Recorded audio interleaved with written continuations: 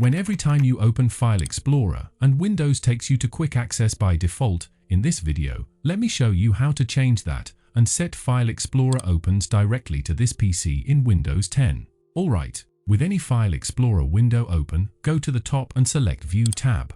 Then click on Options. This will open up a small window called Folder Options. Right here, you'll see a setting that says Open File Explorer to. By default, this option is set to Quick Access. To change that, click on drop-down menu and select this PC.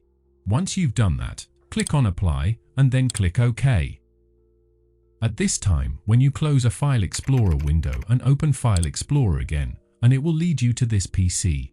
So this is how we can make File Explorer open to this PC in Windows 10. Thank you so much for watching and have a wonderful day.